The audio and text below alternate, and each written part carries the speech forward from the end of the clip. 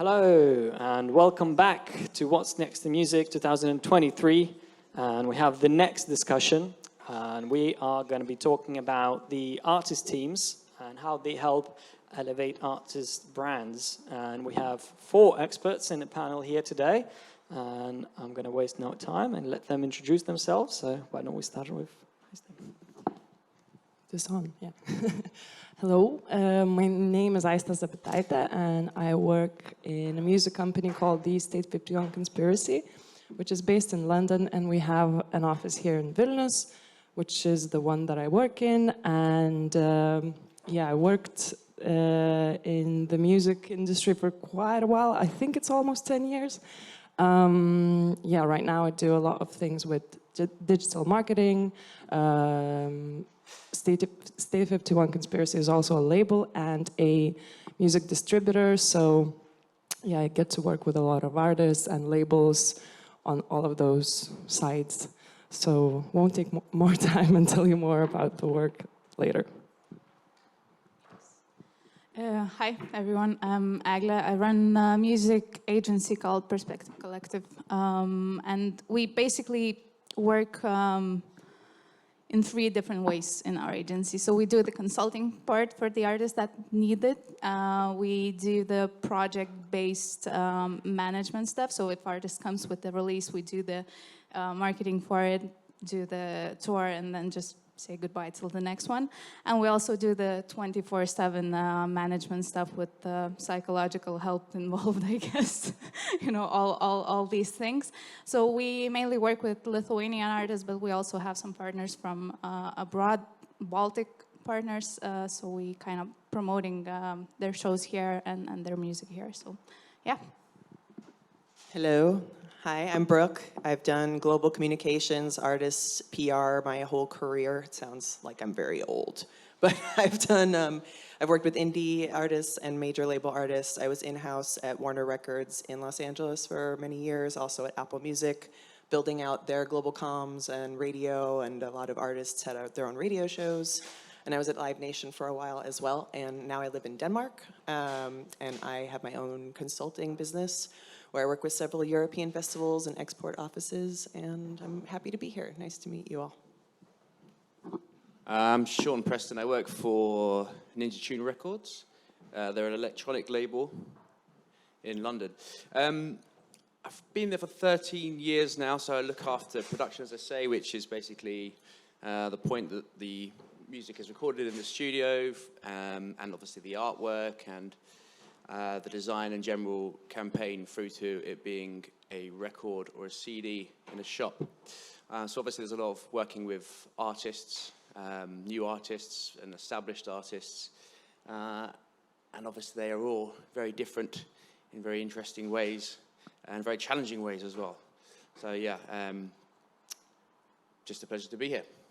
Thank you. So just to start, let's take some practical examples with artists or bands and labels that each of you worked. And could you give us any specific, maybe success stories over this year that you've worked on, over last year, anything that you want to share in terms of practical steps, how you help them in whatever your working relationship consists of? So Sean, why don't we start with you? Yeah, well, it's actually quite a good example of that just this year gone. As with Black Country New Road. So obviously we are we were an avant-garde electronic record label, and over time we've obviously expanded what we do. Black Country New Road are obviously more of a not traditional but non-traditional rock band, but they have a very clear identity, which I think really helps artists, especially new artists, and that scene does as well a little bit.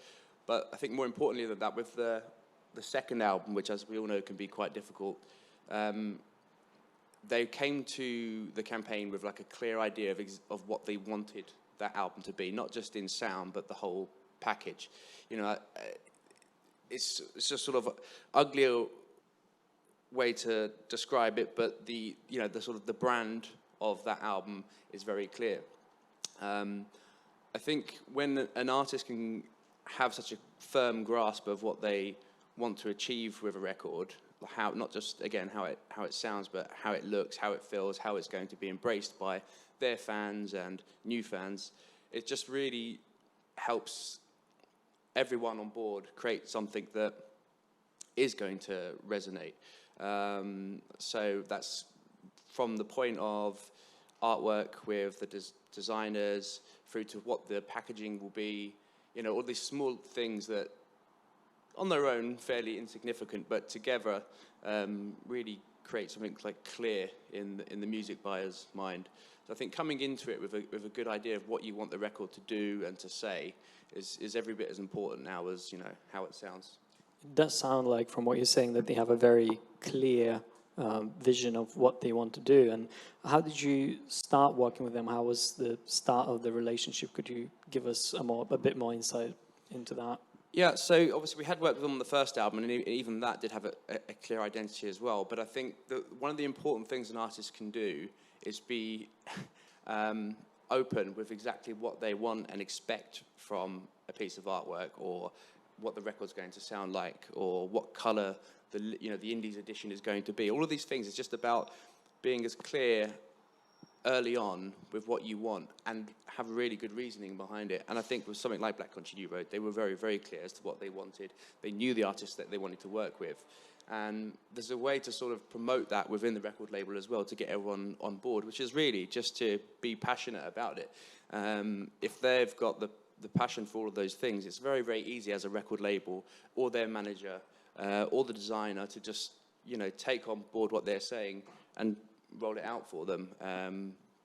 I think artists who have a good understanding of what they want to do with a record early on will see much greater success than people who sort of don't really have an idea about it as they, and they're feeling their way as they go. You can get lucky that way, but there is an ideal there, and the ideal is certainly trying to promote your idea within the record label to your management, to people like me, to the project managers at the record label.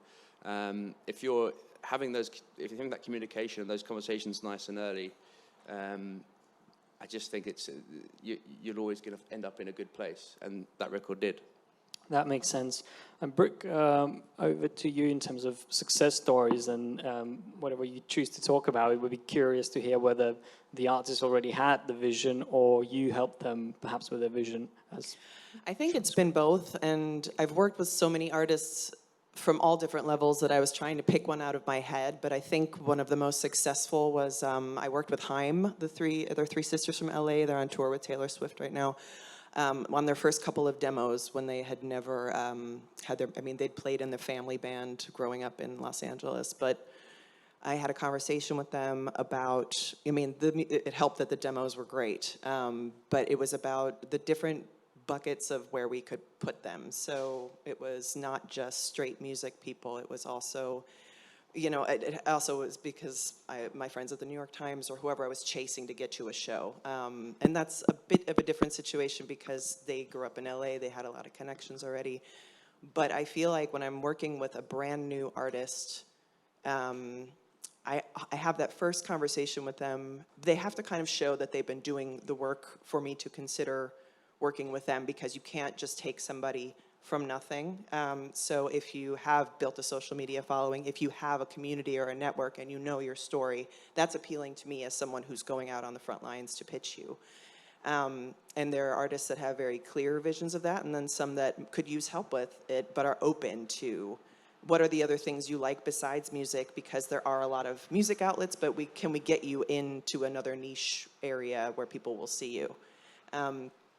And I feel like I'm detracting a little bit, but it's basically about the conversation you have and the different places you can be seen, and just showing that it's a two-way street. And I will say at Warner, sometimes I was given a new signing and they had nothing going on for them, and they'd be like, PR department, make something happen, and we would have to pull a bunch of favors, and then the artists got used to getting a lot of favors pulled for them, and then they would get dropped, and it was a little sad story, but that's for another time.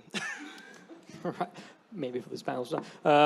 So I guess it's important for the artist to have a very strong story or a vision, and then you can amplify it with your projects. Is that correct?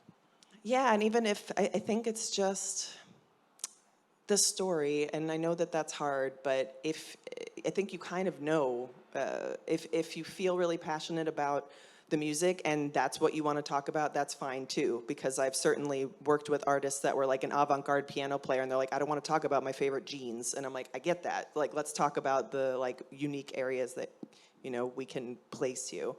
But it is, yeah, in so many words, just knowing your story and owning that. Cool. Eglė, any success stories that you want to share with us today? I mean, we don't have the artist touring with Taylor Swift yet. Just a matter of time. Yeah, but I'll just agree with the colleagues here, because everything comes from the artist. And at our company, we usually treat and tell artists that they are CEOs of their company or the brand, that everything needs to come from them. And then we just jump in with our connections, with our knowledge, with everything that we have to give them. And even talking about the brand identity that we have on the panel topic here, we had a band which was, you know, extraordinary on the stage, crazy guys, everything was perfect. But eventually we just had to split up, because for 3 years we were just, you know, kicking their asses, asking to do at least something, you know, to create new music, to do the stuff for PR or whatever. And it doesn't work that way. You, as an artist, just have to get up and take care of your brand in this case, I guess. I guess it's paramount, isn't it? And Aistė, you work with a lot of different projects, and you have a lot of artists to take care of. So is there any good stories that you can share that you've recently been working on and how you handle all of this workload that you have to take care of? Yeah, I think the best success stories are those where agree 100% on everyone when an artist has a vision of how they want to be perceived and knows how to communicate that vision, which is a very important part. And sometimes just having a vision is not enough. You need to know how to tell your project manager on a label, your artist manager, your booking agent, and your physical product manufacturer how you see your vision being presented in all those forms and shapes. And I feel like the projects, the artists, and the album campaigns that were the most successful were the ones where the artists were open to the knowledge of each member of the team. So they would have a vision. It's not like they're just giving it away to the rest of the people, but saying, I trust your skills, and I think this can amplify my vision. So those were the best stories, because sometimes artists do want to keep it in their hands and have a bit more control and are a little bit afraid of giving it away to their team. And I think that sometimes creates a lot of like roadblocks and just, might not be helpful. And also artists need more time creating music and playing and rehearsing. And I feel like that's why we are here, all of the people in these different sectors of the artist teams. I would just say that also it's great, it's important to be open, but it's also okay to say no, because that will help at least your PR person understand, okay, like you do have a clear, like this is something that you don't feel it represents you. And that's helpful for me as a PR person working for you to be like, okay, let's try a different avenue. And I'm gonna shoot myself in the foot for saying this, but the artists and the artist teams that ask are the ones that get more, and you just have to be polite about it. I know, but like if you're nice about it, like I'm shocked often at how much people ask me for stuff, like can we get this, can we get this? But then I go out and get it for them, and if you don't ask, then you won't get it, but just remember to be polite. It seems like we're diving very much into the sort of ethical and trust sort of discussion here, so why don't we expand on this? And we said about, Aistė, you mentioned as well that, the artists might have their vision, but sometimes they might be a little bit afraid to make sure that the team that they're working with executes their vision. So there has to be an element of trust, right? So how do you build that trust? could you share any practical tips on that, on building trust? So I know we'll start with you, Aistė. A very good and interesting question, and I think it's a very precious thing, and yeah, it's like a glass ball. If you break it, you won't be able to put it together back together. But I feel like for artists, maybe, I don't know, Eglė, you could comment more from the artist side, when do they feel that they can trust a label, a distributor, or a PR person.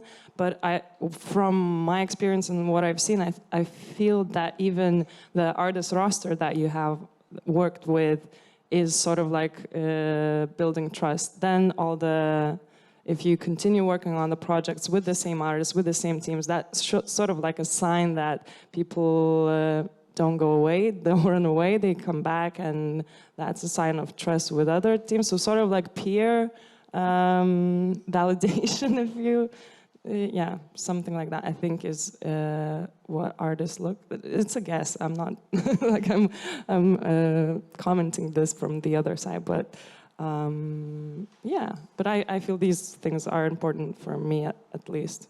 That makes sense. Eglė, how do you feel it's from the artist side in terms of building trust?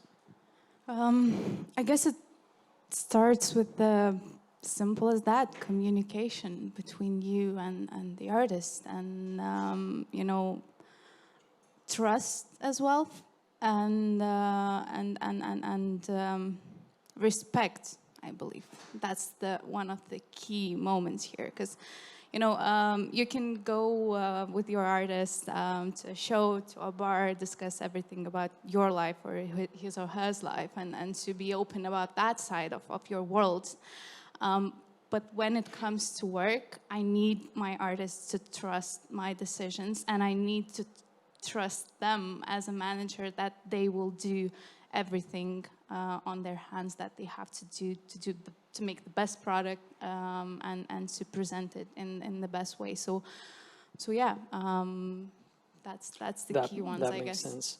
Brooke, I guess you're in a position where you have to execute the artist's vision quite often. So how do you build trust on that side of things? How do you make sure that the vision that they have is represented as they would expect? I feel like I wouldn't want to hear about it if it was otherwise, because as much as I just mentioned the whole asking thing, there is it can quickly get into micromanaging, which is really tough.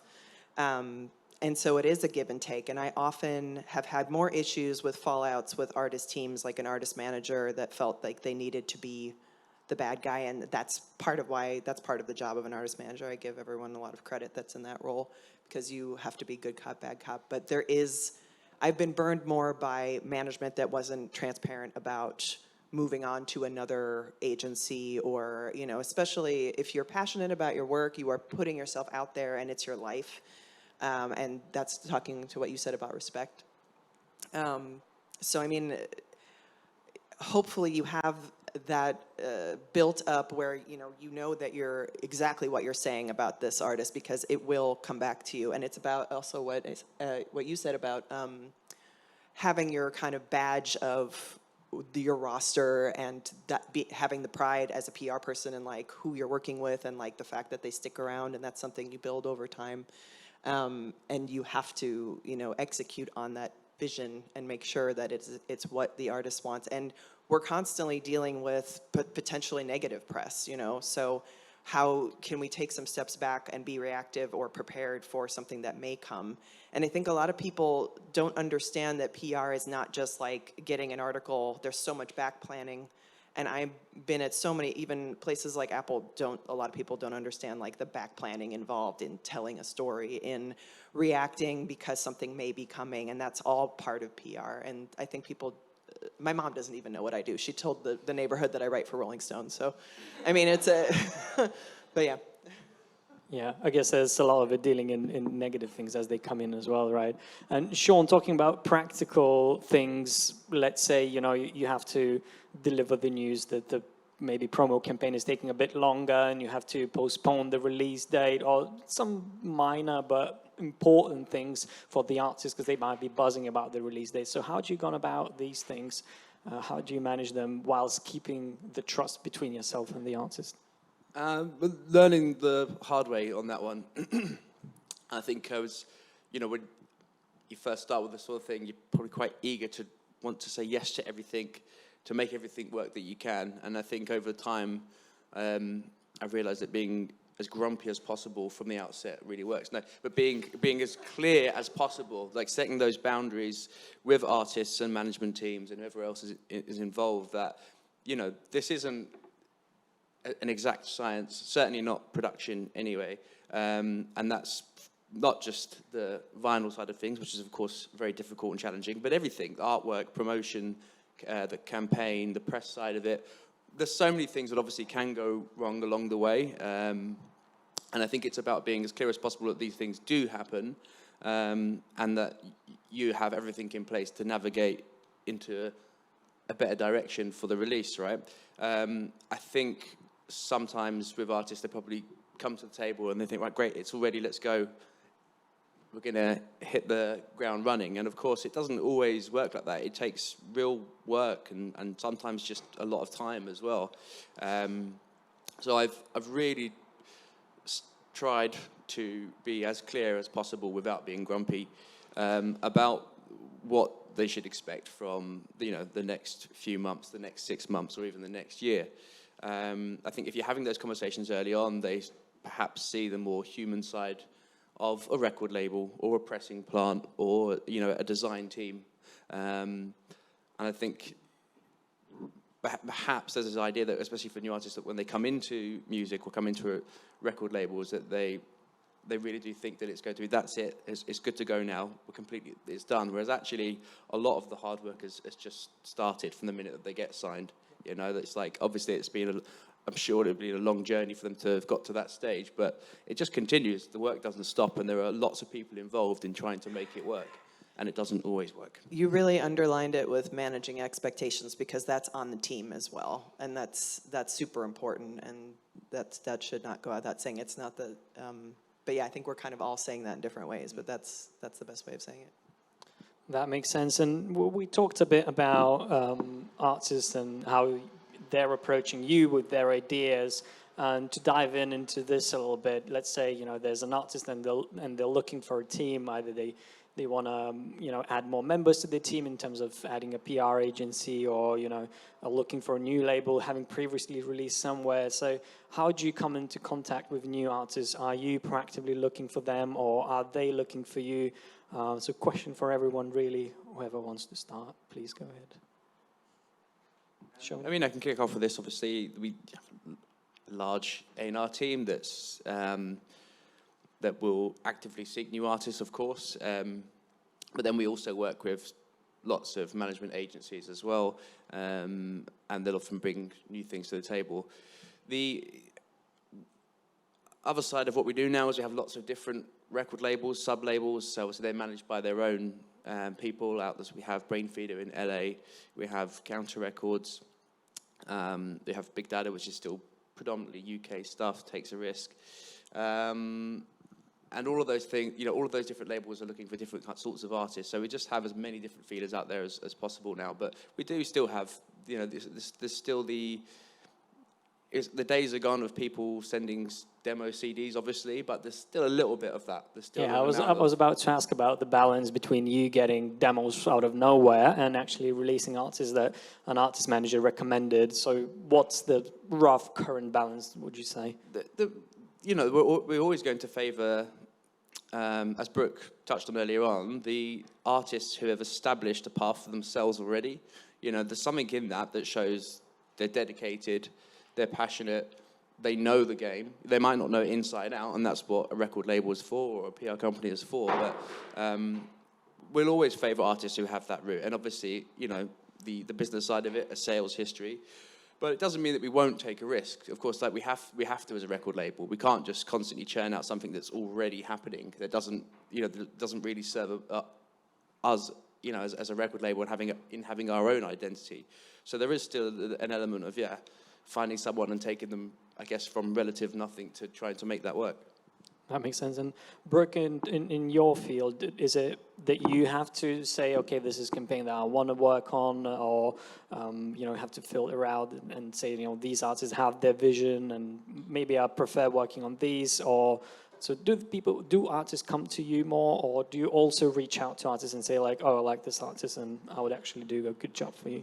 I spent probably the first half of my PR career like constantly at shows, like going through, you know, whatever small like local like papers were like writing about an artist, or and then it got to be like those artists would recommend me to other artists, and then a lot more. I mean, these days it's more managers or labels that come to me, but also artists I worked with in the past that have their own label and they liked working with me, and so they're like, hey, I've signed some artists. So I think it's been both. It's mostly now people coming to me because I'm more in a consulting role, and I kind of help. People when they're just starting and they have like export potential. And I think what's interesting is you can become visible no matter where in the world you are, like in whatever remote place through social media. And there are some key steps you can take, like depending on your next moves, where you don't have to be in the market yet. You know, like hiring a sync person or a PR person to kind of start your story out in the world. But yeah, so I mean, it's I feel like the floodgates are kind of open now, and that's a good and kind of a bad thing. That makes sense.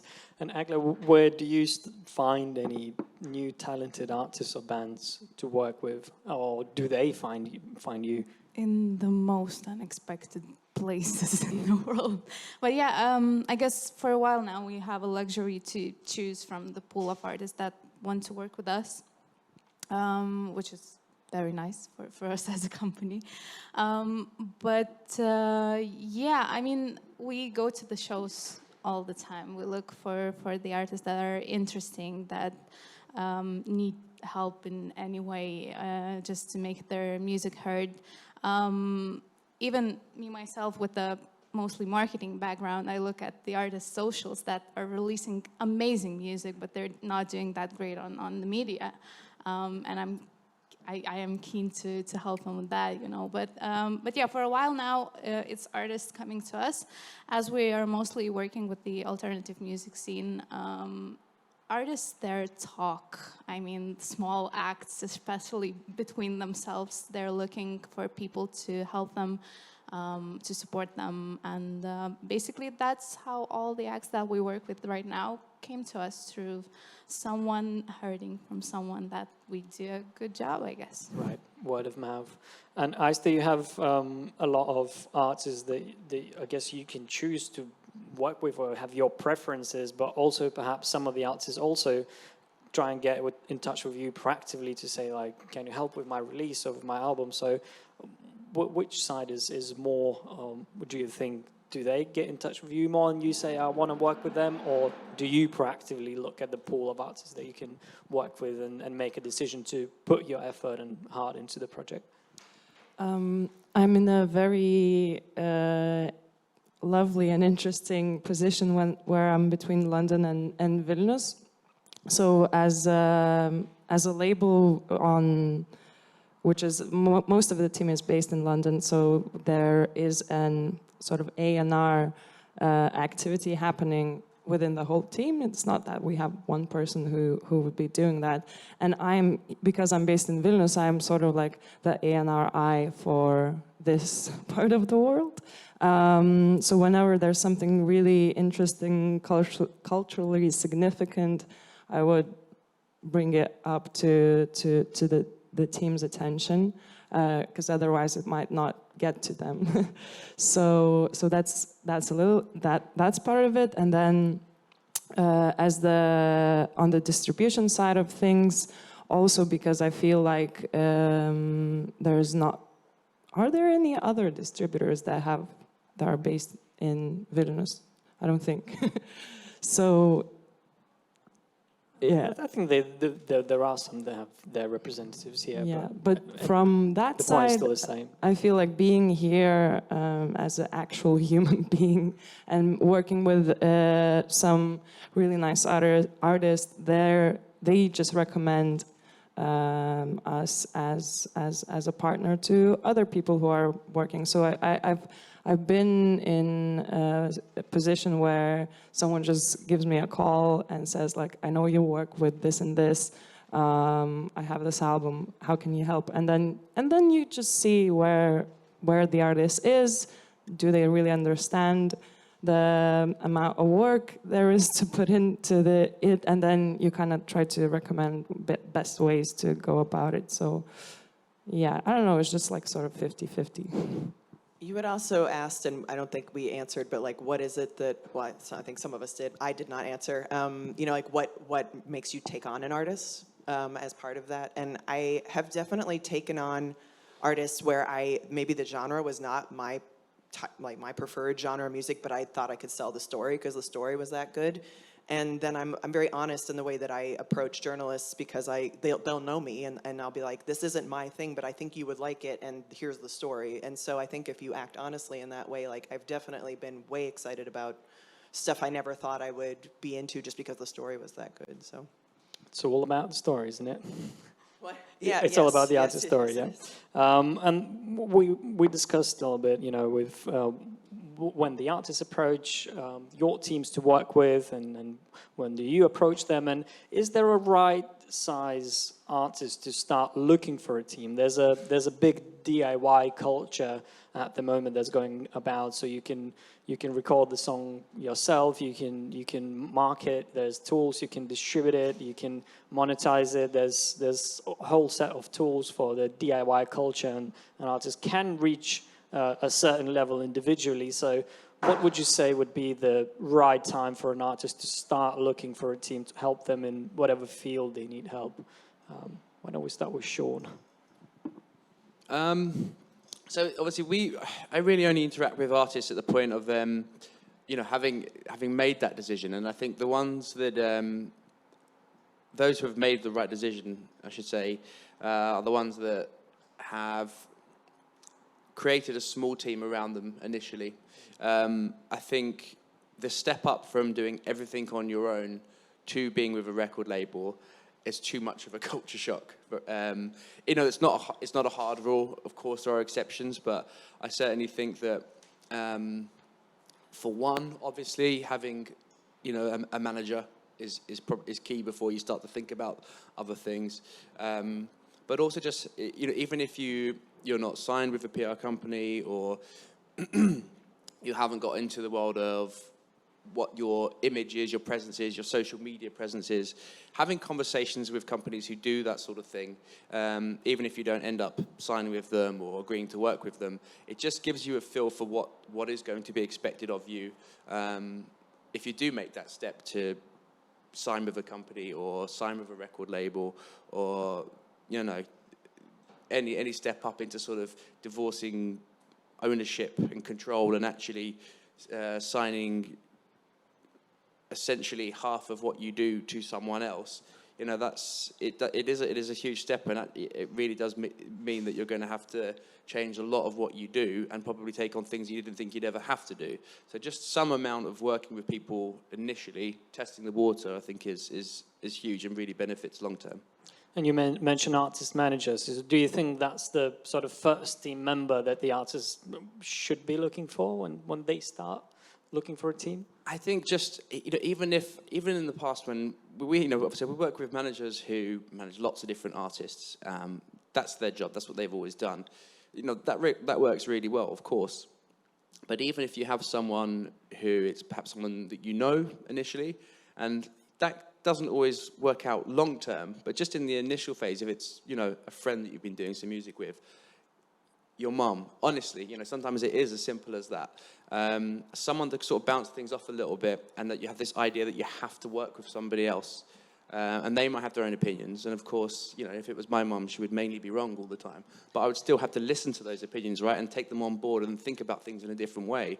And I think taking those steps and, yeah, getting a manager is, even if it doesn't work out with that specific manager, just having that time to do some things in a different way just really helps.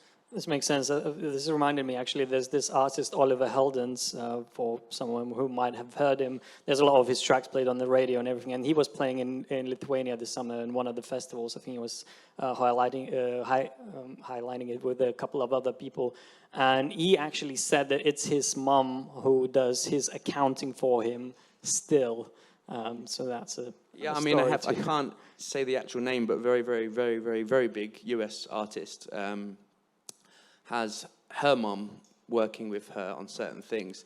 And I understand a record plant, not here, in another part of Europe, made a mistake on one of her records, and the mum was on the phone giving them all a good ear bashing for half an hour. So, you know, maybe do get your family involved. Whoever wants to fight for you, right? Yeah, Brooke, do you think, were there any cases in your experience where someone comes and, let's say, they have a good artist story, they have everything, but maybe the numbers aren't that high on social media yet or anything, and is there a right size sort of for an artist, right size artist to start working with you? Is there a it's a very sort of practical question, but a number of followers or 100, numbers no. of engagement metrics or anything that you look for? I think being, whatever your followers, being consistent in what you're posting. I don't think there's like a magic number, but I kind of want to echo what Sean said about, I mean, artists have to be DIY, and it's great that there's a community of people that, I mean, every artist is doing something other than making music, and I give them so much credit because I am not good at making music, but I'm sometimes good at the other things, but you have to do it all.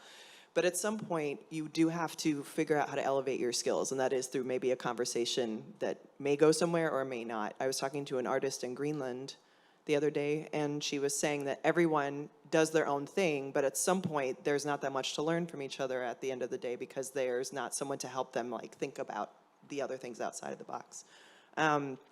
So I think even the conversation is a benefit, just to kind of, I think what I tell people, other artists, if you want to like make your own like fake manager email, you can do that, that's fine.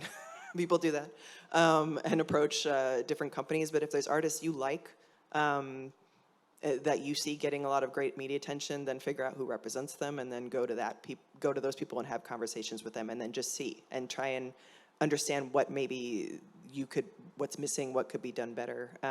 So it's not a one-size-fits-all, but just having those conversations to elevate you to that next step, I think, is super beneficial.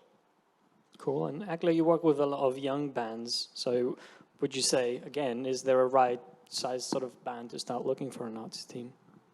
I guess the main thing that we all sell to the artists is our knowledge and context that we have. And whenever artist feels struck, you know, just hanging his head to the wall and telling, I did everything, that's the time to look for team members, just to add to the team, I guess. And it is case by case, actually, I think. With alternative artists, it's one way.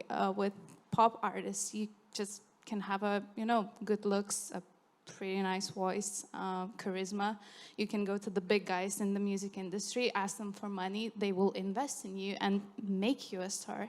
That's the other way to do that. So yeah, it really depends on the artist, but I really prefer artists and bands that can actually come to me and tell, okay, that's what I've done. I don't know what to do else. Maybe you could help me. Because we also had cases, of artists coming and, okay, we want to release an album, we want to start a career, be big stars, play at Wembley, and then do all the other stuff. Did you at least try, to release your stuff, to put it on SoundCloud? I don't know, just easy as that, what's the feedback from the audience? What did you get? No, we haven't. Okay, maybe let's try that, and then look for people to actually help you to do all the other stuff. Break it down step by step, right? Aistė? What was the question? It was... No, just you got it, joking. I feel like I'll give an example of one piece of work that we do, and I do, and where it really changes the results if the artist has a team. So, for example, we're speaking with music services. Say we're pitching a new single by an artist or a whole album campaign to Spotify, looking for editors to be interested in adding the music to the playlists. And we, as the distributor, we need to sell it, but we might have the relationship might not be as close as, say, with the manager has with the artist, and can sort of like give you all the juice that you can use to pitch the music. Then if there's a PR person, they're working on a campaign, they're getting reviews, features, radio plays, etc. That helps us as the person who's pitching to Spotify to put together a better pitch. If the band has a booking agent and they're working on a tour, they have all this live activity, and now I can speak not only with the Spotify UK, but maybe Spotify Netherlands or whatever. So sort of every piece of team adds a little bit more, like from this very specific part of my job, can really, really make a difference. That makes sense. And you actually touched a little bit about pitching to DSPs and music distribution and preparing for a release. So why don't we dive into this subtopic a little bit? So are there any tips when trying to get teams to help promote your music as an artist on DSPs? Are there any timelines to be aware of, tips, anything that you can share with the audience? Yeah, it's sort of... I think it's what a time to be alive in this digital age, but I feel like people and artists, especially if there's like their first campaigns, they will understand why they need to deliver all the assets for a physical product, say vinyl, like 6 months before the release date, because it makes sense. You need to print it, you need to deliver it. That is just like a logical thing. But in the digital album release, they might want it tomorrow. But actually, the amount of work that takes into that, and how much you can do, that also requires lead times that are longer than a week, 2 weeks. So yeah, for digital, we always want at least 6 weeks. I think this is sort of like a good ballpark on different, like PR people might want that too. Yeah, but actually I think it takes 6 months to put together a release campaign. If the artist has physical, I assume. Physical, yeah. Like the whole campaign with singles, yeah, maybe a tour, and just like, and then when the tour happens and when the release is out, then I guess it's the other half of the year that you, and we do say that the first year of the sales is, I think you need, like, if you do 80% of your sales in the first year, then yeah, because then it's gonna drop. So it's a very important time. That makes sense. And Eglė, can you give us a little bit of an insight on how you and your team helps artists with the releases, and any insights that you can share on that front? I guess just putting a timeline, that's the key. When to do what.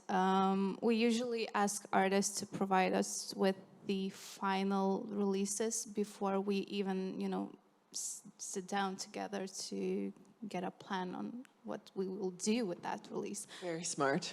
I signed someone on, like, based on some demos, and then the finished thing was very different, and I was like... That's the thing. I did that a few times too, so that's the lesson I learned.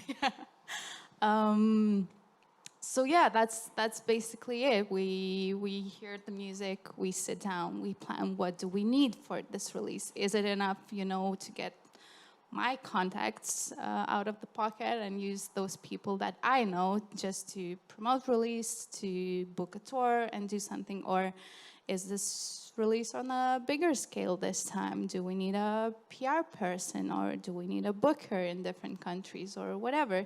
So yeah, it starts with a product, basically. Makes sense. And I saw Brooke nodding when Eglė said timelines. Lots of nodding. The 6-week timeline too for DSPs. I'm glad I agree. So I'm like, okay, I'm doing the right thing. It's just important to be intentional in the way you operate. I feel like, is it a marketing or a brand thing where you need to see something in 3 different places to register that it's actually a thing? You like hear it from a friend, you see it somewhere. And I mean, when I'm talking to writers, it takes, if you're a new artist, it takes a month for them to even get back or confirm that they're, okay, I'll do something on this. I mean, I know that the kind of old school print timelines, a lot of, I don't know how it is in Lithuania, a lot of print journalism has gone away, sadly, in the US. Still alive and kicking in places like the UK and other markets. But lead times are a little bit shorter than like the 3 months that we used to say. But if it's a whole album and you're touring, where are you placing your singles? We need to like keep momentum going. So it has to be over a span of 6 months where, you know, I did like a whole master class on this once. It was way too much information for like these kids that were like, what are my DSP deadlines? Oh my God, what am I doing? But it is, you know, mapping out like the whole thing. Okay, like while we're recording, let's get some content. Like what are we doing in the studio? Let's start feeding that on social media. I mean, it's a very long ongoing process. And then it's not just about when the album's out, it's then the touring. And then like, what are the things we're doing afterwards? Do you have merch? Like, let's put that in the timeline, you know? So it's, from a strictly PR point of view, you know, 3 to 6 months is awesome. I mean, we've worked with much shorter. I've been given a lot of singles within like 3 days, and I'm like, great, let me try and figure out where to place this. Okay, like to this like tiny blog, I'm like, we got it. Like, but it's not, you know, we don't want to work in those timelines. So it's just about being intentional.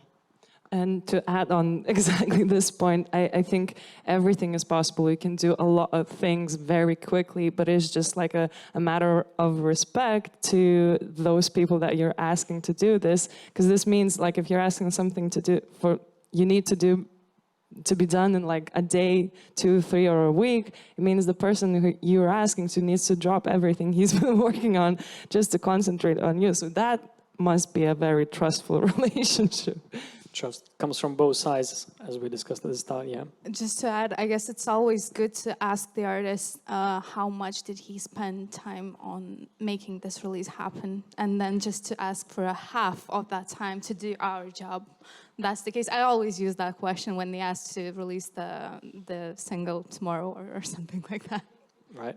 And Sean, can you give us an insight? And I guess, you know, the timelines will be similar on Ninja Tune's side, but totally. Is there anything else that... I mean, I've been guilty, you know, from more of a physical production, sonic background. I've definitely been guilty myself of being like, Spotify, you just upload a JPEG, right? And then it's just done, you're good. But the 6-month thing totally works because we have 2 key dates, our record label, in regard to a release, and that's announced date, and then release date. An announced date tends to be 3 months before release date.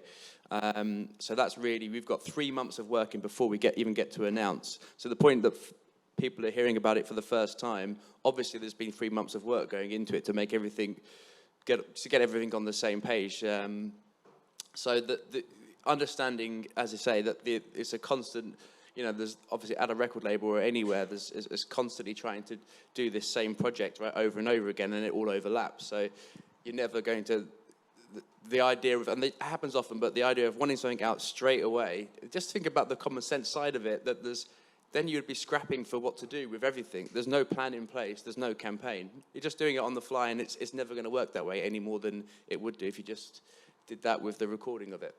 That makes sense, and we still have some time left, and I'm going to open up to questions, so if there's any questions at the back. Do we have a microphone, please? There's a question at the back. Just a moment.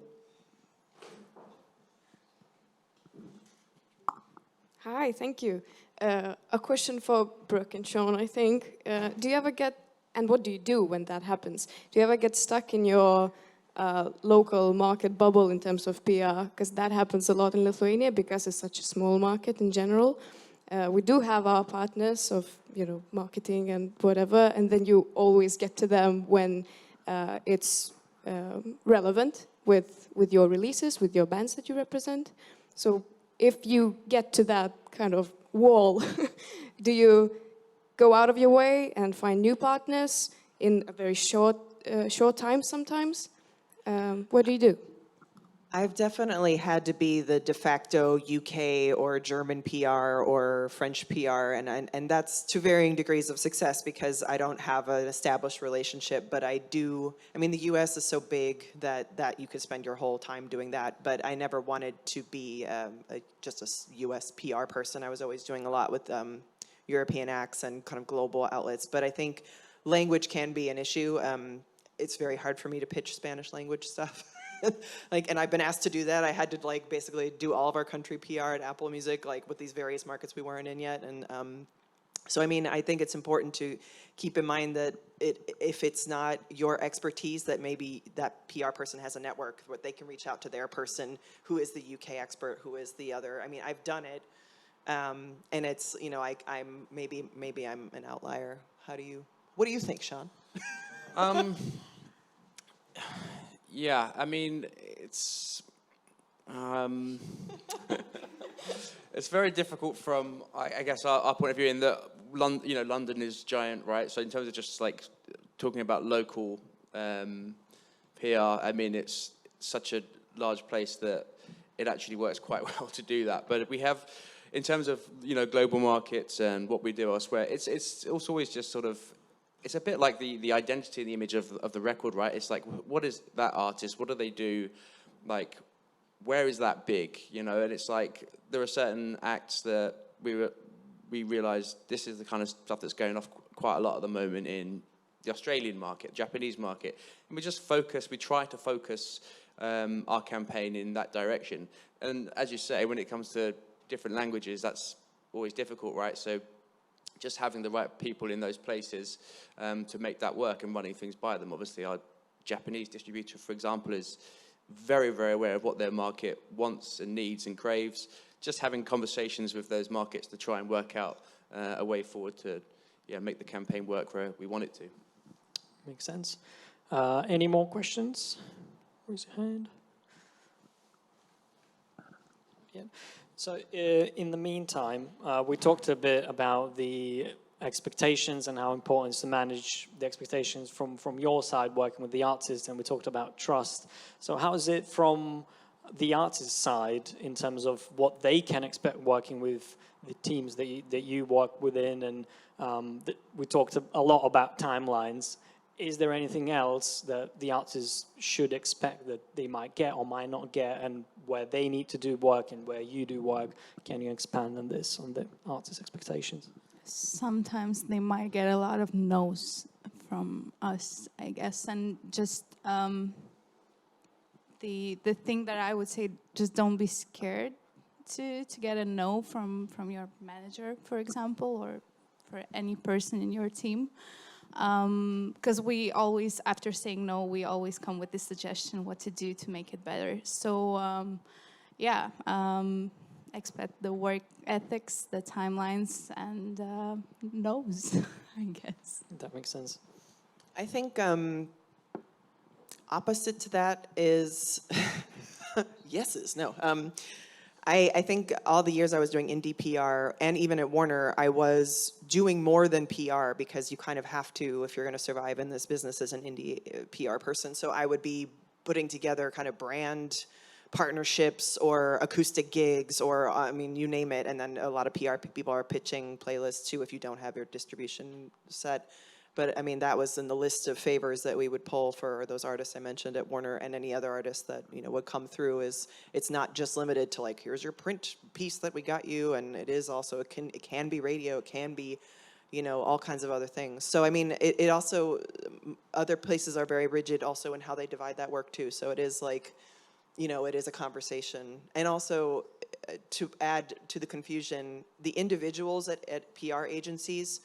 Are very different profiles often, and so it could be any number of factors as to how your campaign is going. It could be if you hire someone that works with huge acts, maybe you're the small act and you want to get to be the big act, but they're also very busy. So I always say if you're kind of a new artist to kind of start at someone who's like mid-level, that's kind of scrappy, that's still hungry, that's looking for new acts, that's excited about yours, so you're not just the small person. But then we're getting into like how you evaluate a campaign, and that's a whole other thing. Sean? Yeah, just to say that, well, you know, on the front of no's, and it's obviously similar across this panel, I'm sure, in that where those no's come from are from a good place. You know, it's not like dealing with a bank or whatever. There's people who are working at record labels and music PR, music management teams. They're all there because of the passion for music, right? That's the reason they're in this game. They may have stayed for other reasons, but that's why they're there, and that's always something to remember, that these no's or anything that comes across as negativity about the campaign is well placed. It's really there, and they might be wrong, but it's there to serve the artist. The other thing to expect, I would say, is to make decisions, and that those decisions are integral to the campaign themselves. I think maybe some artists obviously are very, very good at telling you exactly what they want and making decisions all day for you. But some, I think, they come to it with the idea that it's throw the audio out the wall and then, you know, everything's just going to happen after that. And actually, we do need that from the artist. We do need a level of, like, communication and responsibility and decision-making. And I guess there's two types of no's, right? One is just ignoring the request or whatever, and the other one is, and the other one is, as Eglė said, you know, like actually providing the reasons of why it's a no and space for improving, right? That's the harder one to explain, is the non-answer, because we don't know either. So if we're not hearing back, that's usually our answer, but it's not an answer I like. So it's hard to express that if someone's like, well, why isn't anything happening? And we're like, we don't know either. Like, please give us some feedback, you know? So it's hard. And Aistė, what can artists expect working with you and with a distributor? I'll maybe comment the distribution side, because like we had a label comment here. I think it's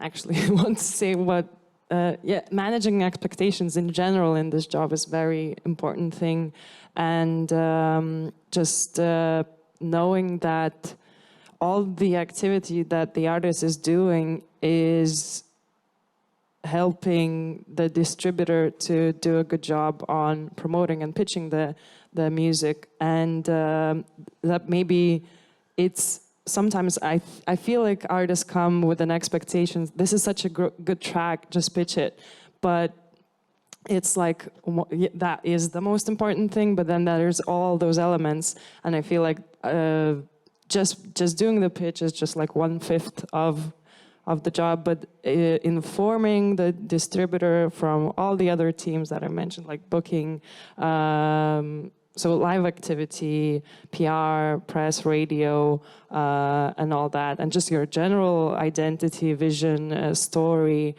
If the internal communication between all the people around the artist is good, then I feel like there can be an expectation for very good results. And if there's lack of communication, then there's sort of like these gaps that is always very sad to know that they are there, because you always see like, oh, if only I knew this, if only I probably would have done a better job. So it's just like that thing that it's sort of the artist is a team member as well. I always say that publicists are the last to know anything. Like, I read about stuff in the paper, I'm like, good to know. Like, thanks for telling me, folks. So, something to keep in mind. Cool. Last opportunity for any questions if we have any more. All right, so just to wrap it up, one final quick. Oh, there's a question. Good, let's go for it.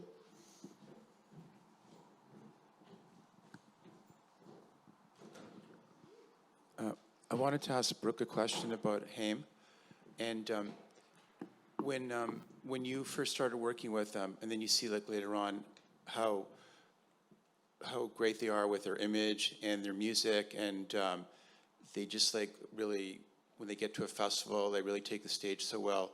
And did you see that when you first worked with them, or what was the development in terms of their personalities?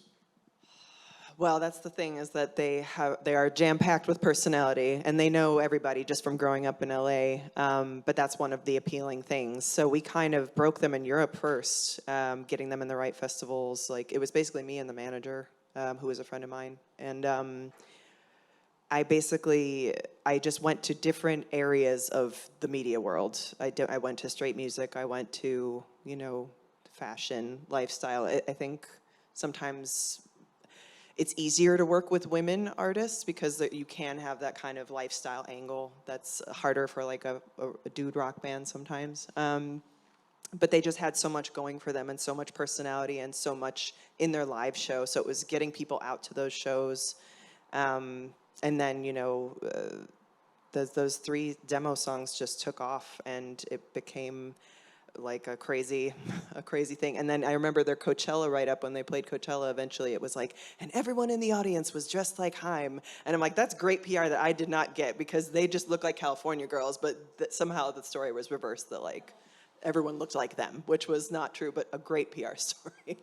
But it's just, yeah, they just knew how to own an audience. But I was dragging journalists to come and see them at South by Southwest, or like, please come see these 3 girls, they're awesome, And they had a different version of their music in like the earlier days that was a little bit, but they just found the right setup, and then it just took off. I don't know if that helped, but what was the question originally? Was it like, what was it about them? They were awesome.